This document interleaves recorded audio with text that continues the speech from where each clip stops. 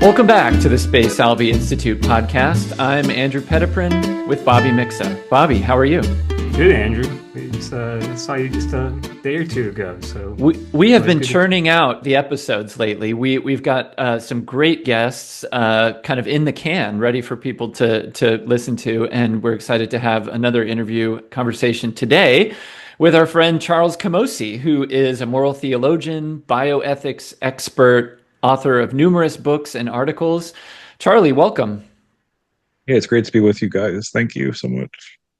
Yeah, it's great to see you, and we're really excited to talk to you. The kind of pretext for inviting you to be on our podcast was the election of Pope Leo XIV, his choice of name.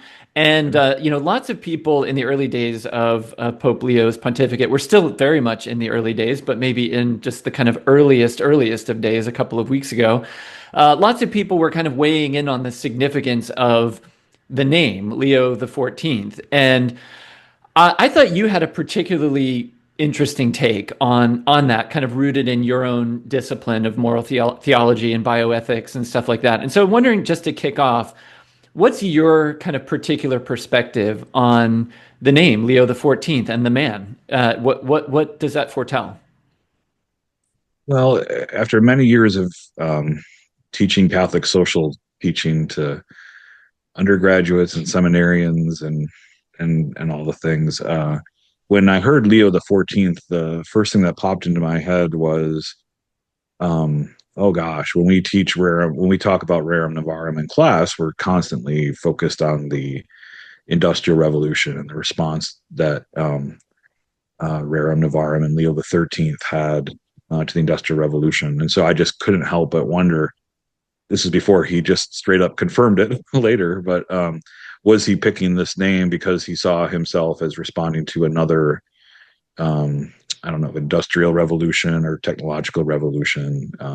It turned out, yes. So both from a report at dinner, from dinner when he had dinner after being elected, and then his own address to the cardinals, I think it was the next morning, he confirmed that this was, in fact, one of the main reasons why he picked Leo XIV, is he sees himself as leading a church that needs to develop a response to our current industrial/technological revolution with AI, transhumanism, and all the things there too. So I'm so happy, in fact, that this is the case, because I don't know if it's me paying closer attention, or me just sort of wish casting into existence.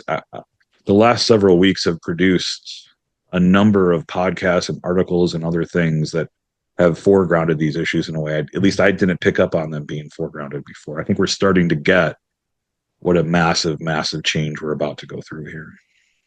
And just to follow up real quick, I know Bobby wants to jump in, but I know that certainly Pope Francis began to address certain aspects of this stuff. But do you think on the whole, Charlie, that the church has been maybe a little too naive about some of this stuff, or just kind of not taken it seriously enough, like what really is facing us? Yeah, I think both those things are true. I think it's fair to say that there has been some movement. In fact, for some years now, there's been, for instance, there's an AI research group at the Dicastery for Culture Education. In fact, they just published a book, I think it was last year, called Encountering Artificial Intelligence. And that book was cited actually by the Dicastery for the Doctrine of the Faith in their document Antiqua et Nova, which was also addressing these sorts of things. At the same time, as good as these documents are, church is very good at, or at least reasonably good at, coming out with documents and books and interest groups. We have the potential to be better at organizing ourselves, creating institutions, changing current institutions, turning them towards this new reality and unfolding reality. And that's, to me, where the rubber is really going to meet the road. We can come out with articles that a certain small percentage of people read, but where it really is going to matter, it seems to me, is taking those ideas and making sure they're actually reflected in our institutions and in our national and global attempts to shift conversations, lobby governments, host dialogues, those sorts of things. That is really where I think again the rubber is going to meet the road. Yeah, no, I totally agree with you. It seems like in so many of these issues that, it's particularly kind of like in bioethics, which, you're specialized in, um, to actually talk about these issues with people outside of the Catholic circle, but even like a Catholic circle within the Catholic circle, it's really hard. I've just noticed, there's just so much work that has to be done to even make sense of some of the claims that the Catholic tradition is making. That really, it seems to me that it's almost like education might be one of the like really, really important places where we could actually do that work. Even though we might not be forming everyone, but at least there would be something where the future generations would at least be exposed to it. But even there, it's hard because, education, I mean, who are you're not, the teacher usually is oftentimes the one not actually doing the educating, but other things like social media, et cetera. So it's really hard. Yeah, I agree. Period. Full stop. That's really Yeah. hard. Um, and I think Leo himself, at least according to reports, when he had that dinner after he was elected, said the church can respond to this through its quote academic strength. So in some sense there are institutions and of education that at least in principle could be ready to go for something like this. But you pointed to some of the issues there. On the other hand, there seems to be two things brewing, coming up right now, bubbling up right now that might make it easier. I hope I'm again not trying to wish cast this into existence or something, but or what am I supposed to say? Manifest this. But Two things give me some hope here. One is the younger generations, if you poll them, are really frustrated with the level of technology that has been thrust on them, and they can see what damage it's doing to them and their generation, and they don't really have a good solution for it or a good way to resist it, but they've recognized it as a problem, even an evil. And then also there seems to be, and it could be in a related story, I don't know how related it might be, there seems to be again among young people a return to church, a return to traditional practices, a return to practices that in fact do, whether they're conscious of it or not, resist some of the disembodying technologies that this new revolution is sort of foisting on them and us. And so, if in fact what appears to be happening with young people and how thorough a change it is or how broad it is, it's not clear yet. At least that seems to me anyway to be the kind of little green shoots that sort of say, well, yeah, this is going to be hard, but could we be pushing on an open door? In terms of educating young people, giving young people a tradition that has so many patterns and practices of resistance to these kinds of negative outcomes that surely will come with this revolution. Yeah. Yeah, I think this is one of the areas that where I feel hopeful too. And I guess I really appreciate hearing that from you, Charlie, as an expert in moral theology and bioethics, because there's times when I think maybe I'm just being naive. I mean, I'm more inclined to be pessimistic with regard to a lot of this stuff, but I'll see a story come up that says, young people who have never considered the potential moral quandary of in vitro fertilization or of even contraception or whatever it may be, let alone, what their devices may be doing to them or whatever. I'll think, oh, good. Then, okay, people are going to wake up, But then there's times when I think, maybe those are just anecdotes. Maybe that just isn't, So I guess I'm just encouraged to hear you say that. But I do wonder. I mean, it does seem like you reach a point where it's so overwhelming, where it isn't just where it's clearly not just like, okay, we have these tools available to us, but it becomes evident that it's the old C.S. Lewis thing about how it's not that we've conquered nature, but it's like we're waking up and going, oh my gosh, no, it's conquering us. Like we're the victims here almost. Do you get that sense? And I think that's partly what I was trying to say, and maybe not very well with where young people are at, right? They see this as something that they don't have a choice about anymore, largely, right? If they want, one of my friend's daughters a few years ago told me that it was around Easter time or so, and that he had finally given in and gave her a smartphone, and she's like, "Well, now my social life is going to be resurrected," right? So because she has a smartphone, and that was a window into. I had kids at the time who didn't have smartphones, and it's like, oh man, like if that's how she's thinking about this, I guess technically she does have a choice not to have a smartphone, but from her perspective anyway, if you want to be socially relevant, socially engaged, you sort of have to have this. But that's not really a choice at all. That's not really empowering at all. That's a social structure that's been thrust on top of her life, into her life, that she had no way to accept, no autonomous choice to accept. And so, to the extent that this generation and older folks are starting to realize that, and this is where Catholic social teaching again can loom really large here, because a similar kind of thing was happening with the Industrial Revolution in the late 19th century, right, mid late 19th century. Suddenly, if you wanted to remain economically relevant, you had to leave the homestead and go work in factories or go to the places where working was happening. That was caused massive disruption to almost every sector of society. It totally reimagined society, in fact. And I think we're in a similar kind of place, but I think that can maybe be a place we look and say, well, what exactly was Leo up to there? Leo the 13th up to there? How did that work out? What remnants, if anything, do we have left of that? What kind of lessons can we learn from that? And if it is this all-encompassing structural thing that individuals can't really pull themselves up their bootstraps to resist, what sort of structural, communal solutions could we try to work on now before it really gets out of control? Charlie, do you see like with a lot of these developments and people talking about, for example, AI all the time, do you see just this almost in some ways um, encouraging their people to reflect a little bit more on things like, well, what is the human mind just a computing machine? Or are we, in some ways, what's that about? Because it seems like once these things are out there, it might actually be a moment at which actually some light can shine through. Totally agree with that. We are still at a place, including with young people, which is important, right? Because you might say, well, they've just been raised in this, they don't know something else.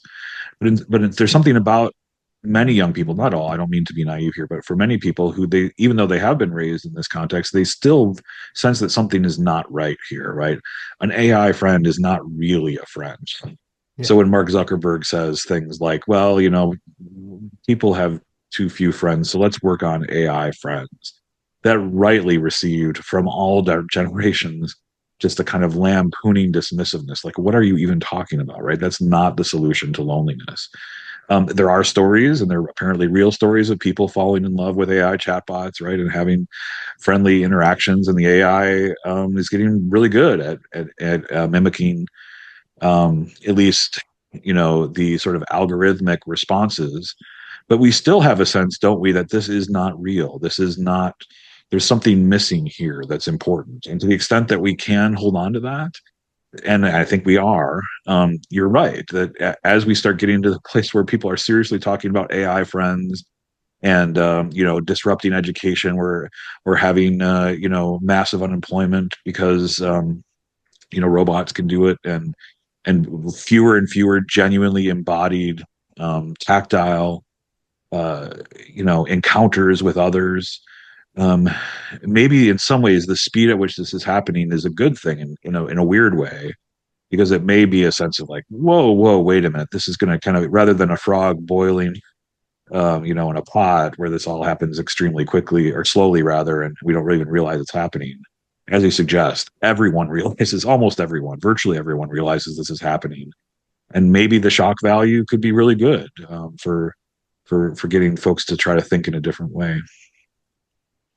Something that occurs to me, Charlie, is that with a lot of these questions, we realize that we're all facing these questions with regard to technologies and that sort of thing. But like everything else in our society now, these questions get bound up in these kind of like ideological polarities and, like, oh, are these guys for this or against that or like whatever. And something that I'm hopeful about anyway is that just as maybe some young people are kind of waking up to just not wanting to be victims of the technology that they're supposed to find useful, I'm hopeful, and maybe you have an idea about this or an opinion about this, that maybe people, I've seen this in some people's lives, that when they discover this thing called Catholic social teaching, and that it is not captive to an ideology, a worldly ideology, they can't even believe it. And they think like, why didn't I know about this before? And this is what we need to kind of carry forward. Is that something that resonates with you? Yeah, very, very much. For decades now, even as a student, the way that we've talked about Catholic social teaching is the church's best kept secret or something like that. I don't know if that's totally true anymore. It certainly won't be after this pontificate, if it has any length and influence. But I very much take your point that this has not yet been coded as, if you're of the right, you have this view. If you're of the left, you have this view. And in part, I think we owe that in part due to the shift that, at least in the United States, the right or the Republican Party has made, or at least the sort of Trump-led right, if we want to say that, the MAGA right, the shift they've made away from kind of libertarian approach to markets and in a sense that, well, if you just, remove inefficiencies, good things are going to happen. That's obviously not true in Catholic social teaching, including Rerum Novarum makes that explicitly. Not it says explicitly it's not true. But here it's just so not true in a way that's there for all to see. But I guess there are still some libertarians left, but most people, even on the right now, will say things like, well, we just can't have, corporations who are interested in, or venture capitalists who are interested in making money decide what our AI policies and transhumanist policies should be, right? That's not, we shouldn't be interested in only taking out inefficiencies in the market to allow their shareholders to make the most money possible, and therefore we're going to have the best outcome. That's ridiculous, right? Especially in light of what we're seeing here. And in fact, the business models, as far as I can tell, will have us essentially selling out to these kind of technologies. In fact, putting them inside our bodies as a matter of course, and maybe even changing fundamentally what human nature even is. And we aren't making these choices as a culture. We're simply following both what the local markets are doing, but importantly, what the global markets are doing. So what I've heard lately, disturbingly, in my view, in recent weeks, is a lot of sort of resignation to the fact that, hey, China's just going to do this, and these other countries are just going to do this, and we're just going to be left behind, quote unquote. And this is like interestingly, I think it was just earlier today. Yeah, I was listening to a podcast with the former Speaker of the House, Newt Gingrich, who compared this to trying to like resist the internal combustion engine, right? Like, yeah. So it even goes back to in a way the first industrial revolution. But one of the things that, of course, Leo XIII and Rerum Novarum and the Church of the Day tried to do is to say, well, maybe the internal combustion engine is coming, right? And maybe it's going to, totally reshape so much of our culture. But we need to make conscious choices about how it changes our culture and how we will insist that it not change our culture, and on multiple levels. But happily, I think the Newt Gingrich sort of vision of the markets and of the right is being has been, I think it's fair to say, replaced on the right with a kind of skepticism of corporations and markets and capital, kind of populist approach, like, well, how is this going to affect multiple folks? I think of the debate on the right a few years ago that got sort of famous between Ben Shapiro and Tucker Carlson on whether we should have self-driving trucks, right? And Ben Shapiro was sort of like the libertarian conservative, like, well, it's more efficient if it just adds efficiencies to the economy and generates wealth for shareholders. That's good. And Tucker Carlson was like, what are you talking about? This will devastate so many different kinds of populations and communities in ways we absolutely cannot have. So maybe that it's not as simple as that, but maybe that debate can be useful for saying, I think maybe the Tucker Carlson version of that argument has at least maybe temporarily, or at least is, let me say this, has carved out a foothold on the right where, to your point, this isn't coded right or left. Resisting this isn't coded right or left right now. One could be a resistor of this on the right or on the left, or in some other way too. Yeah. No, Andrew, I was actually talking to the students today about your example of having to go to check in at the Texas Rangers game with your smartphone with their app, and the Yeah. only way you can do it Yeah. is with that app. And the students just said, "Well, it's just inevitable, I guess, with the smartphone." But I was thinking about that because a couple days ago, I was listening to Leon Kass back in like 2003, okay, talking about some of the like new things coming with biotech. We're seeing like an awful lot. And the interviewer asked him, "Are these things inevitable?" And he said something like, "Well, likely, yes. But he said exactly what you said, Charlie, that there's still like little ways of resisting this. Um, and it's actually retaining that like humanity of actually saying, well, no, we can still make a decision how we're going to do this. So like I wanted to ask you about like a lot of these things. I checked out, you mentioned in your article. You mentioned, oh, what is it here?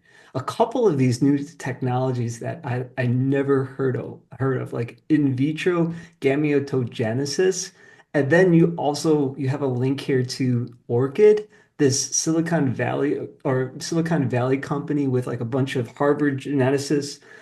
So I checked it out and I was like, oh my gosh, the brave new world is already here. So maybe can you say like a little bit about these examples that you reference in your article? Yeah, and this is why I like to talk about AI plus or AI plus transhumanism, or just some other way of signaling that as important as AI is, the revolution that our Holy Father is asking us to consciously respond to, and hopefully will help lead us in a response to, goes well beyond, um, artificial general intelligence or something like that, quantum computing.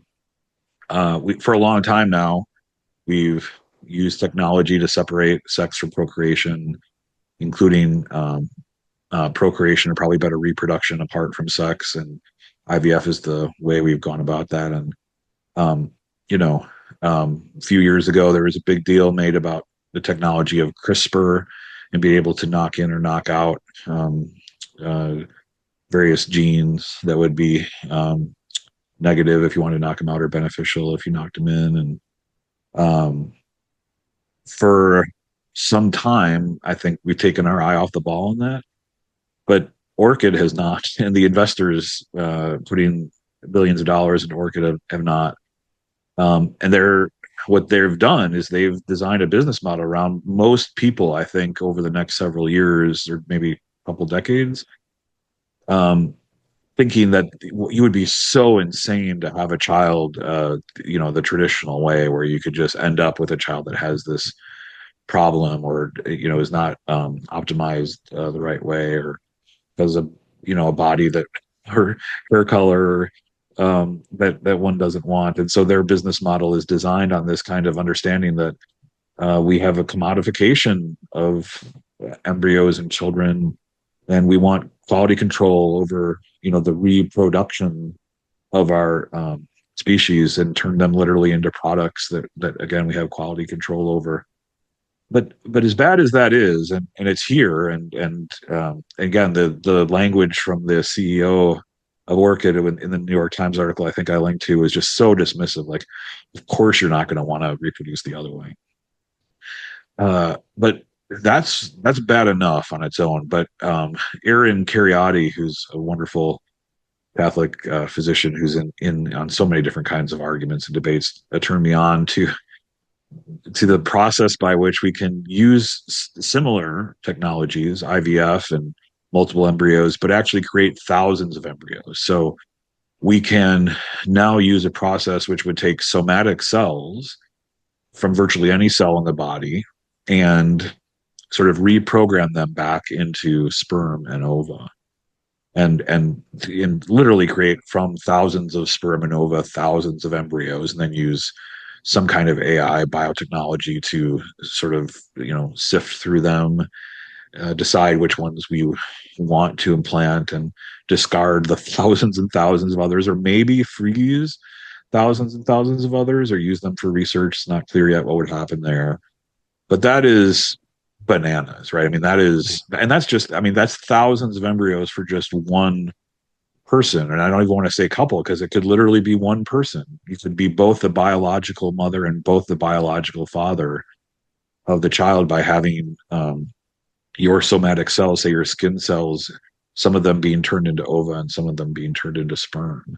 Mm. Or you could be, a female could have her cells, her somatic cells be turned into sperm, and a male could have his cells be turned into ova and have embryos created from that, and then you could have the biological woman be the biological father, at least the sperm donor in this case, and vice versa for the other. And we don't even really have language to describe what this even is, right? I mean, this is so bananas and so out of control from the kind of strictures and positive yes that the church and gives towards genuine procreation, like working with God, and welcoming children as gifts, then hyper specialized and produced for quality control products.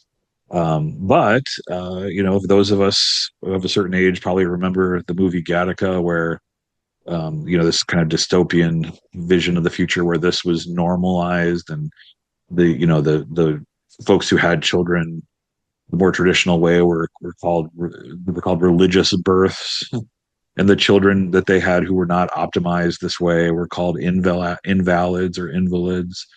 And it was so far away. This is the 90s, late 90s, I think, but it's here. And I think we are going to need to put a stake in the ground, and it's difficult right now, isn't it? With IVF, there are so many children who are born IVF. Many students in my classes are being created by IVF, and we want to affirm their full human dignity. But at the same time, maybe this gets back to, and I'll finish with this point, maybe this gets back to your point earlier about like how quick this is moving and how disturbing some of the technologies still are to people. Maybe in some ways, just the rapid pace with which it's moving can shock people in a way to say, maybe it would be a bad idea for a single individual in their 70s to create both sperm and ova and create thousands of embryos, and use AI to pick the ones they want and throw away the rest. That, at least, if we can sort of help a culture understand that that's bad, and then sort of walk them backwards, like, well, why is it bad? What principle is being used to describe it as bad? And what would that, if that principle is true, would that have implications in other kinds of cases or situations? Again, I don't want to sound naive, but I just wonder.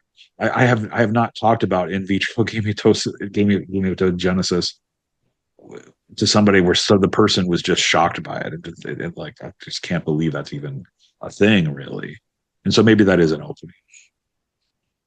Yeah, I have a number of thoughts about this. One of them, Charlie, is it occurs to me that maybe, at least in my own mind, I think obviously, yeah, the time of Leo XIII and the Industrial Revolution is a good kind of parallel to what we're facing. But in some ways, I also think maybe something more like the Reformation in the 16th century is almost more like what we're facing, for this reason, that the Catholic Church ultimately felt like the response had to be a counter-reformation, not just a counter-culture, but in a sense like a counter-revolution. And there then developed places that remained Catholic, and places that were kind of divided, and then places that went full bore against Catholic, and so, but it was the church sort of saying, we at least have to fight. Like, we at least have to say, like, we'll carve out whatever territory we can keep when it comes to this stuff. I don't know if that's the way we ought to be thinking or not, but it occurred to me maybe that may be part of it. Yeah, this is my first time thinking about that. And at least my first blush reaction is that seems right, and it connects with a question I've had, and I'd be interested in both of you, if you don't mind me asking both of you a question. It connects with a question I've had uh, well before Leo was elected. I'm part of this working group. I'm a senior scholar with this.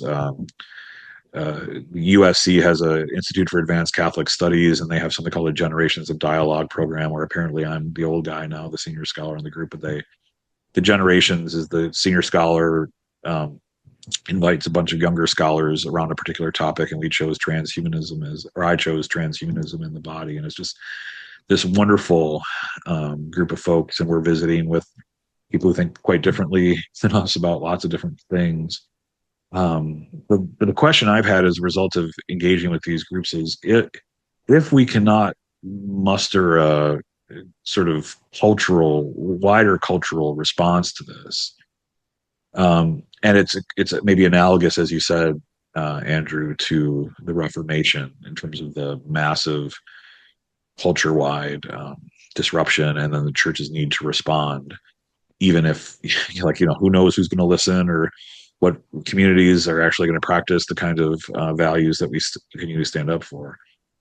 Will those of us that choose to make a stand here and say we are not going to do these things, right? Like I was looking the other day at companies like Meta and the Chinese with brain implanted devices. I think the business model at Meta and what China is expecting is just most people will have a brain implanted device. Like, it won't be this kind of weird thing that we only use in therapies, but that most people will have it. If the church says you should not have a brain implanted device, for instance, right? That's at least not to enhance, right? Maybe if there were paraplegic or some other injury or disease that this was attempting to be a therapy for, you could make a case. But if the church said this is in cases where it was clearly enhancement, you shouldn't do it, even if everyone else is doing it. These kinds of technologies that we're talking about are going to push us so far away from the center of the culture, right? Like, the advantages especially in a market driven culture, competition driven culture, race to the bottom, if you will, type of culture. The differences are going to be so profound. Like, I don't know if it's too dramatic to ask this, but might it be, at least, or maybe even more profound, is the difference between the Amish and sort of your normie today. Would Catholics be able to be in those spaces and inhabit those spaces, because we want to be in the world, if not of the world? We want to be engaging with the world. We want to be salt and light um, in the world. That's what Catholic social teaching demands of us, in a way. But at the same time, will it just be so? I mean, this is a genuine question. I don't know. I don't have an answer to it. I'd be interested in both of your responses. Well, I guess it's a two-part question. Do you think it would be that dramatic a change, first? And if it is, um, do you think we can sort of be that church that has a calling to be in the world, but would be so different, I think, Yeah. than what the culture ends up looking like if this is just accepted whole cloth? I've been thinking about this a little bit too, but in kind of the context of, like, the early Christians just proclaiming the gospel to the pagans. And it just seemed to me that, like, at least the pagans had, I don't know if this is completely right, but some kind of notion of nature. And now it just seems that, and you can kind of build off of that. Now it just seems like everything is in some ways just like plasticity, or just, you know, what's that thing that Benedict talks about, like makeability or something, that there is no sudden, there is nothing like a nature anymore. And I oftentimes find myself, like the other day, I was getting into a discussion with a bunch of students, and some other teachers were there as well. And I always feel like I have to censor myself a little bit more when the other teachers are there than with the students. But I think I showed my cards a little bit too much, because some student made some claim about some religious doctrine, and I just felt like the student completely misunderstood it. And I didn't say it rudely, but I was trying to kind of develop something like or if you want to say, metaphysical way of handling this, to then eventually make sense of some of the doctrine a little bit. But I noticed that just because I mentioned the word metaphysics or other things, I felt like I was already anathema from the community. So, and I kind of, I mean, I just was wondering, I was thinking about this too, like can you, because you want to be with these people and they're good people, but but when you try to be yourself a little bit, even just thinking out loud, it's incredibly uncomfortable because you've kind of identified yourself as like maybe this, like from the Brave New World, like the savage of some kind. And so there's just like a kind of almost like, you can't necessarily have fun at parties and just be yourself because you're always afraid. So because you see, like being in the world, there has to be some grounds for friendship.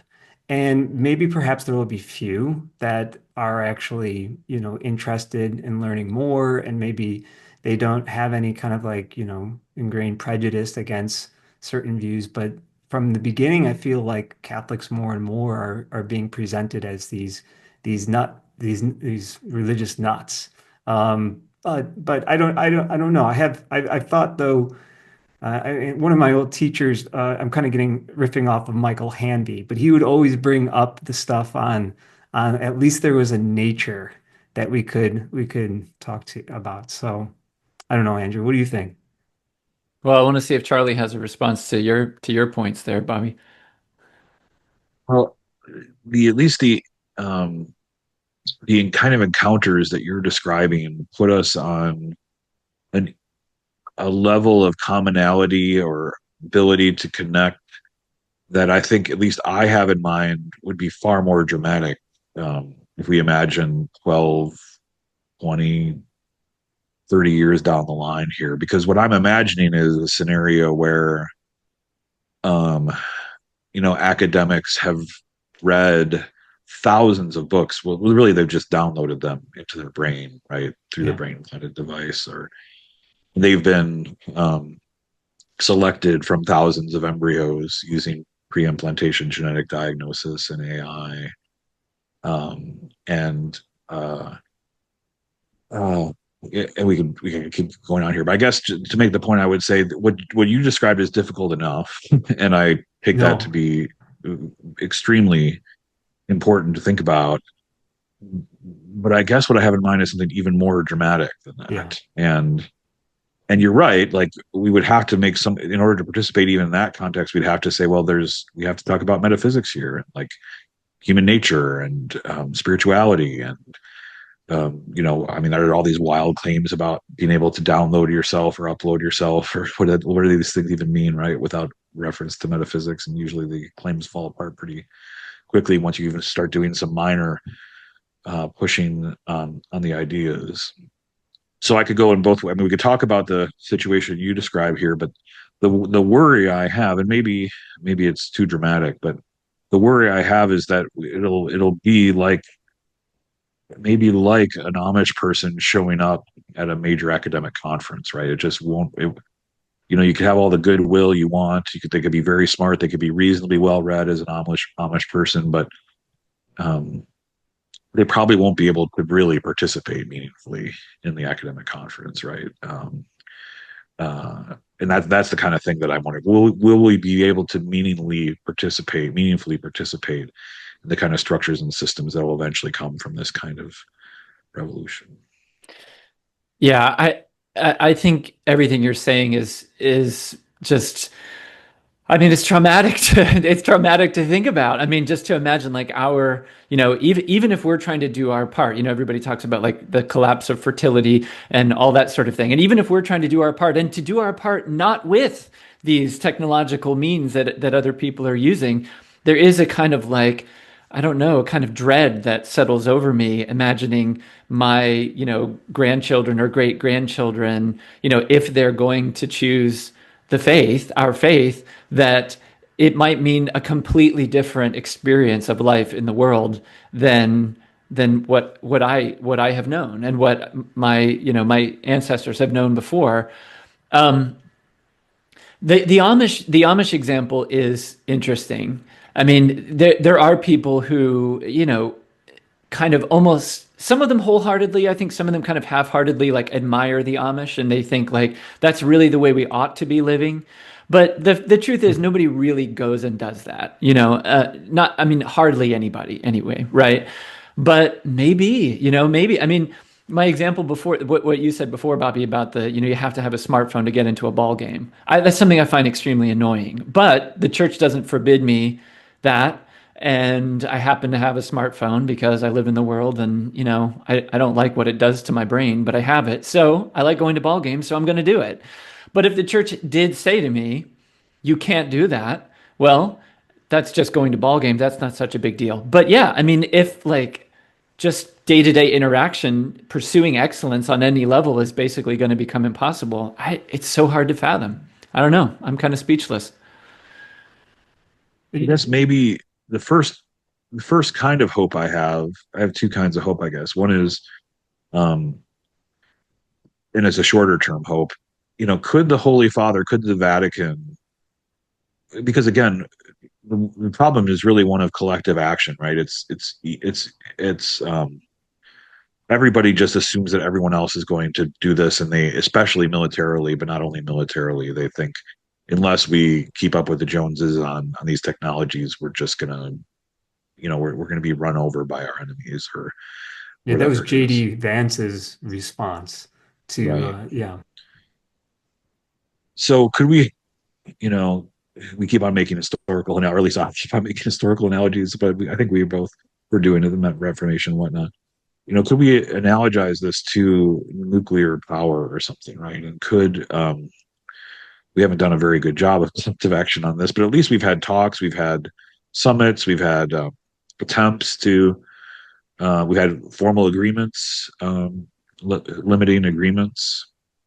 Could the Vatican be a place? And I just think about, speaking of JD Vance, he just did a podcast with Ross Douthat of the New York Times, where he suggested actually countries, including the United States, really don't have the moral authority to really act in the, he didn't use the word collective action, but act in the way that's necessary. And he said, actually, this is the church's job here. This is where the church needs to be the church.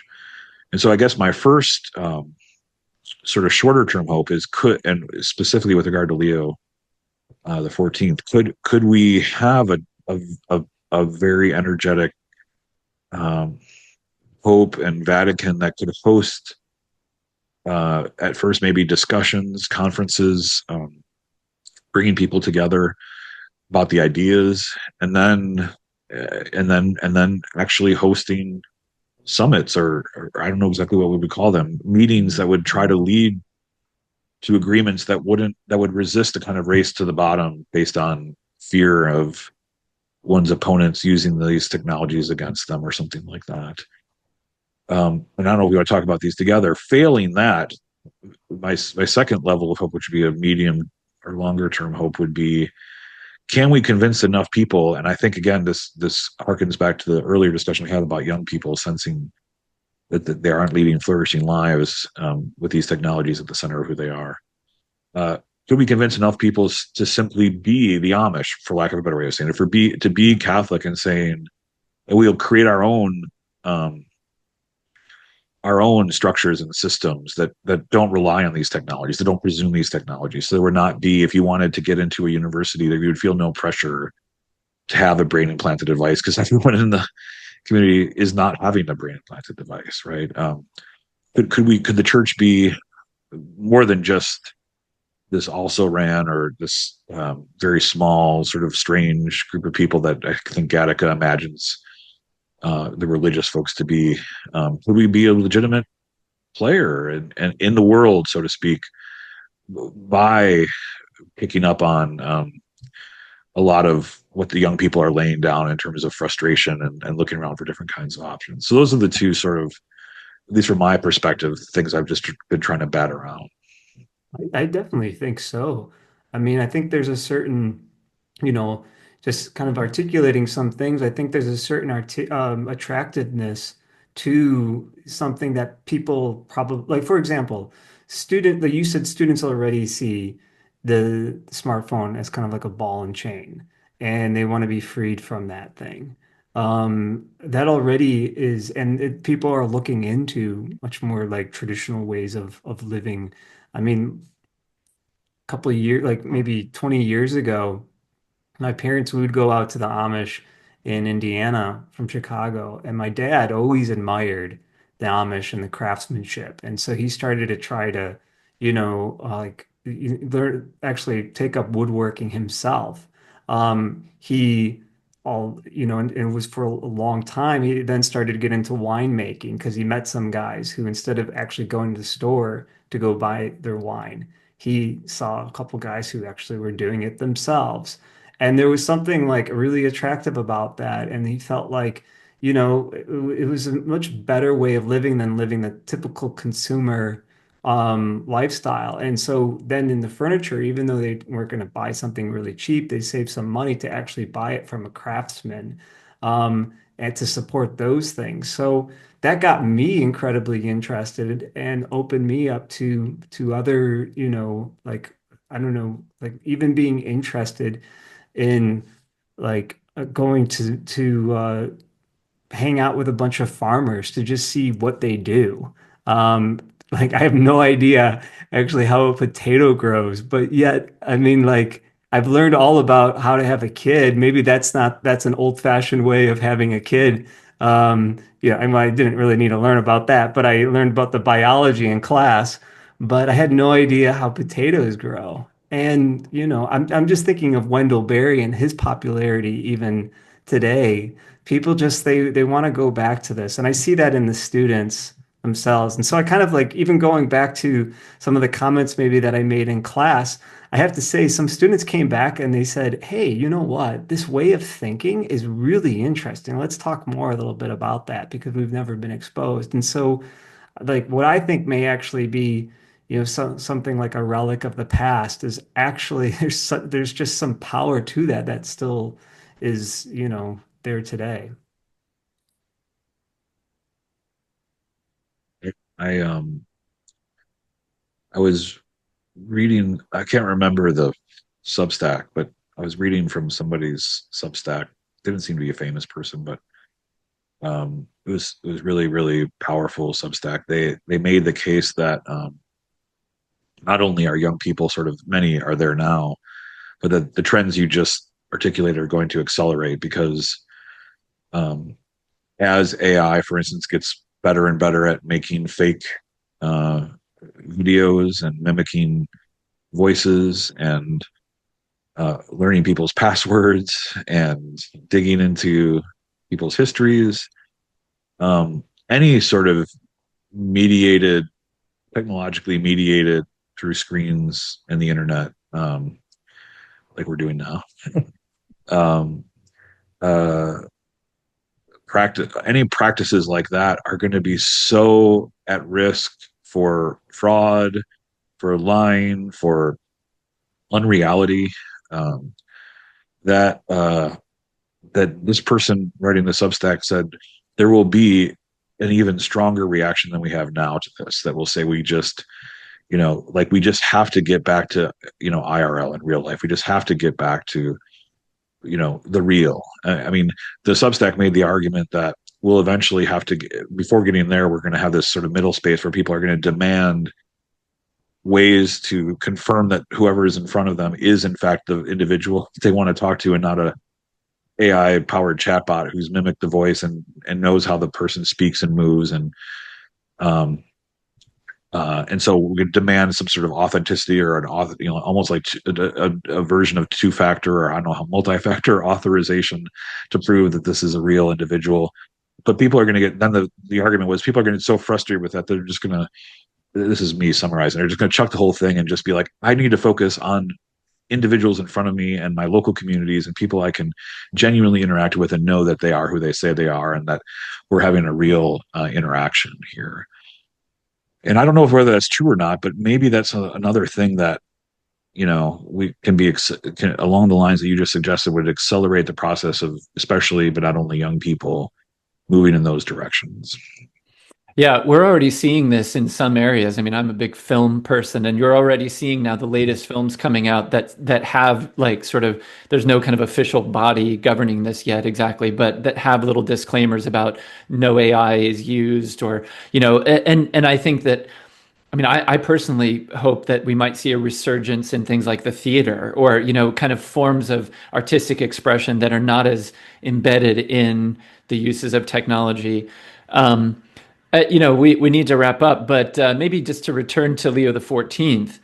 I don't know if you noticed the other day, Charlie, that the Vatican website is finally changing, apparently. I saw that. Yeah.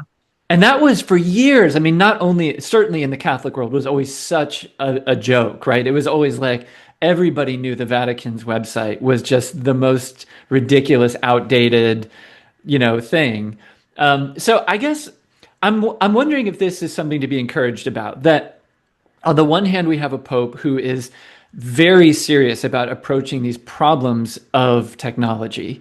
And indeed, I really hope with you, Charlie, that he becomes kind of an agent of dialogue or something, or the Vatican can kind of become a place where people can come and really work on these things in the same way as maybe the kind of nuclear crises of previous generations. But maybe also the world will take him and the church seriously in that maybe we're kind of at least we're coming over the bridge a little bit too to say we're at least going to have a nice updated website or whatever that may be. There maybe we can do certain things to kind of signal to the culture we get it. I agree. And we've been, I think, almost universally negative about some of the technologies that are coming here, and of course, the response of Catholic social teaching is not to just have a straight up Luddite sort of response here, but to think about the ways that technologies can be marshaled in ways that are consistent with the gospel, and to reject those that they're not. Of course, we're left with some of the structural problems and lack of collective action problems and the slippage problems that we've been discussing. But nevertheless, that's a really important point to land on, is to say, especially if we want to reach people who are somewhere in a complicated place on this, to say, we will find a way for you to be able to still use your Google Maps, for instance, which I'm embarrassed to say I've become way too reliant on. But we still want to find a way for your children to be given paper books to read in school, and to encourage writing in ways that don't use AI, for instance, and to have genuine relationships that don't involve constant mediation and algorithmic manipulation. So that's a great place, in my view, to end on, to say, like, there's going to be so many good things that come from AI, including medical interventions, therapeutic interventions, and having a good, crisp website that is easy to read is a good thing to have. But we need to live in that Catholic space, which in some ways is complicated, but otherwise is common sense, that we want to affirm the good, and we want to make a very strong case to resist the bad. Yeah. Great stuff, Charlie. Charlie, your voice has been amplified in recent years. We are so happy that more and more people are paying attention to your extremely valuable work, and we have no doubt that you will be a voice that will be heard more and more as these debates will proliferate, I think, in the years to come. So, Charlie Camosy, thank you so much for taking the time to join us today on the Space Salvi Institute podcast. It was my pleasure. Thank you. And to all of our listeners and viewers, we'll be sure to post a link to Charlie's article that we've been discussing from Religion News Service, called "A New Pope Leo Appears to Answer Tech's New Anti-Human Disruption." So for now, everyone, thank you so much for joining us, and God bless you, and live in hope.